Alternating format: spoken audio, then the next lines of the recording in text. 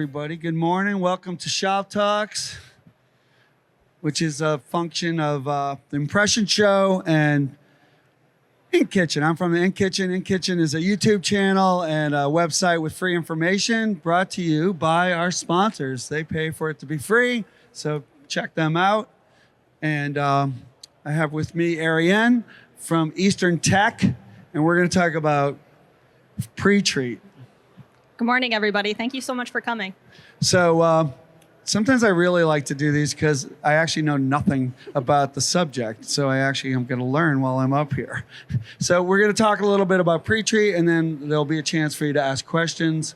If any of you are doing DTG and you don't have questions about pre-treat, I would be shocked. Actually, I'll start with something somebody said yesterday, Jacob Edwards, who at one point was doing like crazy amounts of DTG printing. And he was like, well, you know, it's not really meant to go on the shirt. Like the ink doesn't want to go on the shirt. So all I can think of is, yeah, well, tomorrow we'll find out why it will go on the shirt even though it doesn't want to. So what is pre-treat in the system of DTG? What does it do exactly? Sure. So pretreatment is a cationic solution that basically forms a primer. If you can imagine painting a house or painting a car, you'll want to have a primer base on whatever, substrate you're printing on or painting, and then you put the paint coat over the pretreatment. And what pretreatment does too is it allows a chemical bond to form and allows the ink to actually sit on top of the pretreatment instead of allowing it to go into the shirt. So it's basically just a primer base. So if you want really nice, vibrant prints with a really good wash, you're going to need a pretreatment. All right, but when you're painting and you get the primer on the window, it's like fucks it up. So like, how does it work that it doesn't, stain, or sometimes it does? So why does it stain, and how do you keep it from staining, and what's that all about? So that's a really good question too. A lot of people that come up to us, or a lot of people that call in, they have questions about why is there this dark box? And a lot of it has to do with curing, drying, so if you laid, and how much you lay down as well. So a good rule of thumb for dark garments is to start off with about 25 grams of pretreatment.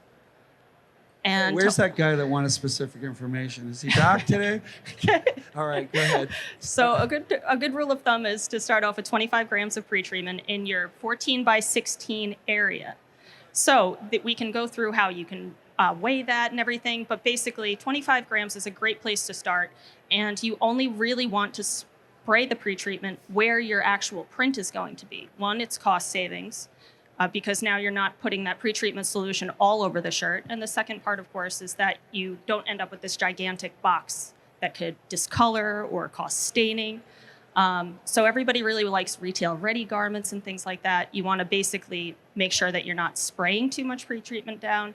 And if possible, use a conveyor to dry your pretreatment. That actually will also really, really help with your pretreatment box. All right, I was going to get that. So when we first had one, we didn't have a conveyor dryer. We have this great Kawazuti dryer now, but you don't like yours, but I like mine. Anyway, but when you heat press, it would leave like a square, almost like where its steam came out or something. What's that all about?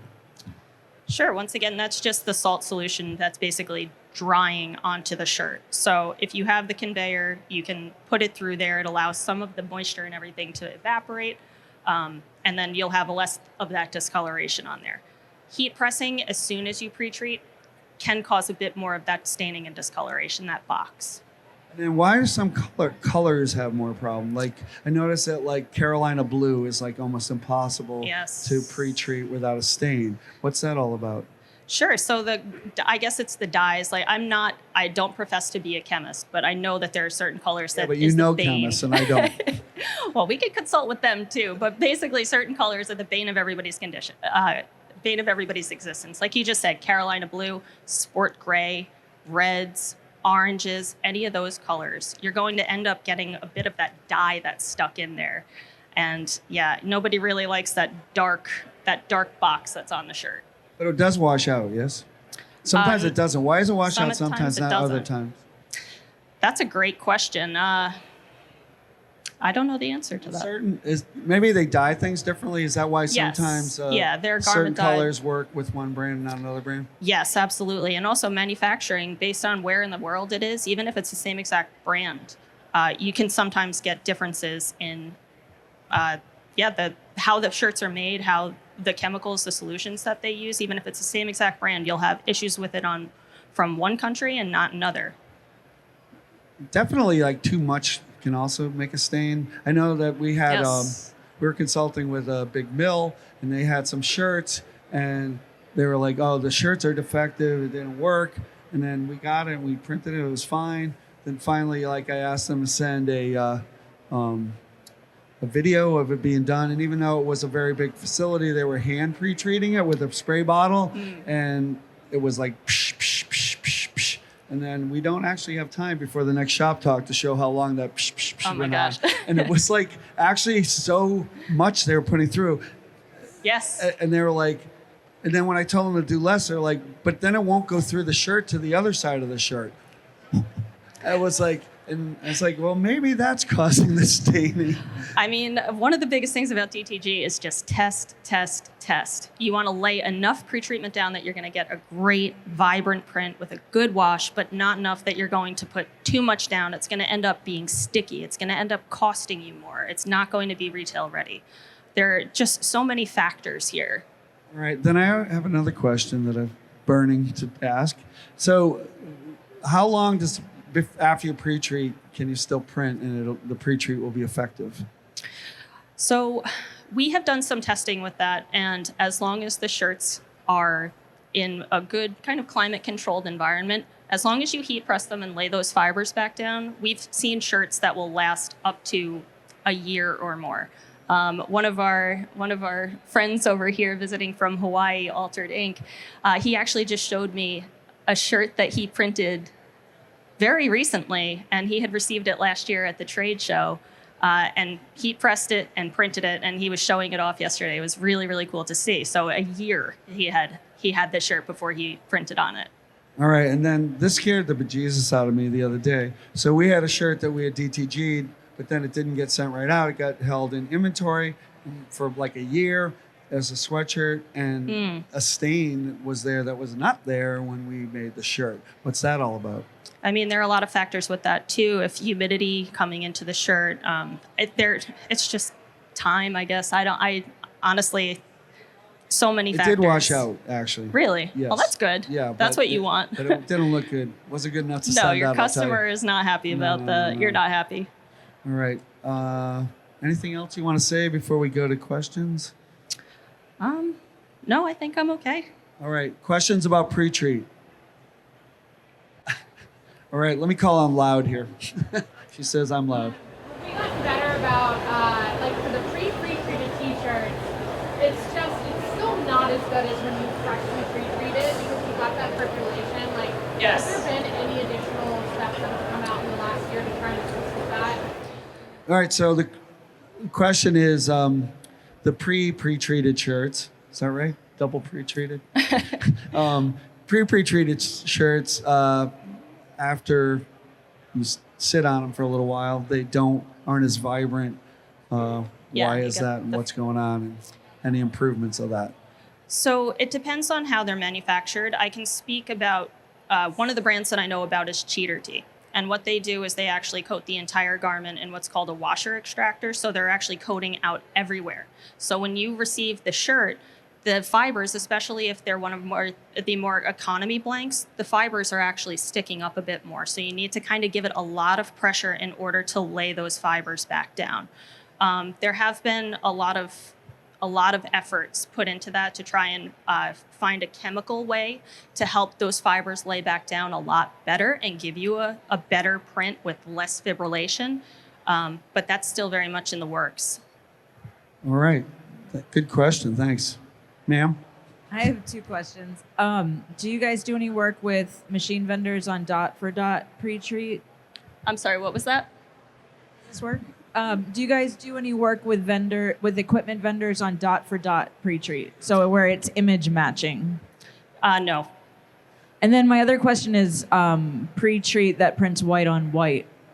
Yes, that's actually something that we're really excited about. There's a new pre-treatment that recently came out. It's called Ghost, and some of you guys might be able to see it here. So what Ghost allows you to do is print a white ink underbase on white shirts, of course, to give you this beautiful high vibrancy and a much better wash. Some customers we know don't even pre-treat white shirts, which is fine, but typically with a very light coat of pre-treatment, you're going to get that really high vibrancy and a significantly better wash. But yes, there's a new pre-treatment that just recently came out actually that is really, really exciting. It's called Ghost. So the other question, dot for dot, that's when the machine prints the pre-treat so you don't have a box.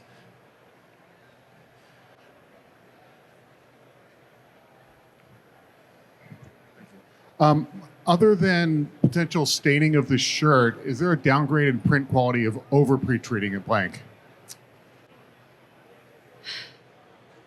No, I mean, I think that you would get a pretty high vibrancy with a lot more pre-treatment, but you're running the risk of having those staining, the discoloration, sun yellowing, all of those things that we struggle with at DTG. I also had a vendor recommend squeegeeing the t-shirt after running it under the pre-treat machine, and we've been doing that. Do you recommend that as well? So there is another option that that you could do too, which would be getting a very wide bristle brush that's nylon and poly. So it's something that won't pick up any of the pre-treatment, but actually just using that brush and brushing away from you to help lay those fibers down a little bit more before you heat press it as well. That will help quite a bit with any of the fibers that you have sticking up. The roller does work as well, but sometimes you run the risk of those fibers still sticking up anyway. We've actually been using a traditional screen printing squeegee, and it seems to work really well. It's funny you say that because I remember the first Cornettes and I looked in there and there was a squeegee. I was like, wow, cool. Digital has a squeegee in it. So they're screen printing, I guess. No screen. Other questions? I just had more questions on the conveyor belt drying that so you would dry it and then still press it before you did the print, I would imagine. Yes, yes. Do you have any suggestions on heat and the heights and all that and time for a conveyor dryer? That's a really good question. It would really depend on the actual brand, of course, of the conveyor. And then there's a little bit more flexibility there than there would be for actually drying your ink. So as long as you have the pre-treatment pretty much dry to the touch, you can have it go through, you can have a higher heat. You want to, of course, prevent scorching, so don't have it that high. But you have a significantly more flexibility. All right, cool. Thank you. I'm sure every shop and machine is different, but what's the ratio of increasing pre-treat to get vibrancy versus more ink down to get vibrancy? So laying more ink down, of course, you're going to have curing concerns. You want to make sure that everything is dry. Maybe you want to do a 2-pass of white or something like that, where you have a color pause or having a pause in between them, so that you have the ink, instead of pooling over and running the risk of it moving away. If you have more pre-treatment on the shirt, again, you run the risk of having the staining, the discoloration. But if you have more ink, you have the risk of cracking or flaking or any of that stuff if you don't cure the ink correctly. Right. And how about price-wise? If you're within the range where you're not going to crack the ink and you're within the range of not too much pre-treat, is it better to put more pre-treat? Is that cheaper than the inks usually? I would say that pre-treatment is significantly more cost-effective. Of course, everybody knows that their white ink costs are very, very high. So you can add more pre-treatment. Right. Any more questions? What would you recommend as far as conveyor dryer settings for curing inks? It depends. If you're using an infrared dryer, you can have, it goes by voltage, so I think 25 or so. We have a Vastex. We have a couple of different conveyors, and they're all kind of on different temperatures, especially if you don't have a conveyor that's just for pre-treatment and just for ink curing. So it really does vary. I'll give you my card. I'll tell you what our settings are if you want. I don't know them off the top of my head, but I'll email you if you want. Yeah, same for me. All right. Other questions?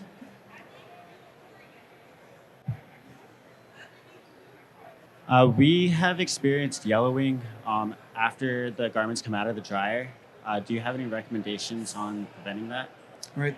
So I'll repeat that question. So it's like yellowing after pre-treatment is after it comes out of the dryer. Any comments about that? Are there any particular colors that you're experiencing that on? Pretty much any light colored garment. It's almost as if it's burning along the edges. I was just going to say maybe you want what is your temperature setting at? I've done so many different settings, so many times, and to the point where it's not even worth printing in that. It's not even worth printing because it takes so long to not burn it. But yeah, we've done like 3-minute cure times, like super low temp, like 550, 600 like degrees coming off the Vastex. I think you can bring the temperature down quite a bit to prevent that Yeah. any of that burning. It seems like it's just Like it might be curing too high. curing temp, like the temperature of the garment is only like 200, like 250.